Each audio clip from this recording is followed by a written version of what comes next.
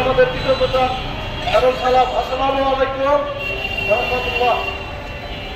আজকের এই মহান দিবসে আমাদের একটাই অঙ্গীকার থাকবে, আমরা যেন শ্রমিকদের ন্যায্য পাওনা বুঝিয়ে দিতে পারি এবং মালিক যারা আছে মালিকরাও যেন শ্রমিকদের সাথে সুসম্পর্ক তৈরি করে। ত্রিপুর উপজেলা ইমারত নির্মাণ শ্রমিক ইউনিয়ন বাংলাদেশের মধ্যে একটি আমাদের আজকে র্যালি, বিশেষ র্যালি মে দিবস উপলক্ষে আমি আমার সংগঠনের পক্ষ থেকে শ্রীপুর উপজেলা ইমারত নির্মাণ সংগঠনের পক্ষ থেকে সকলে সুস্বাস্থ্য কামনা করে আমার সংক্ষিপ্ত বক্তব্য এখানে শেষ করলাম।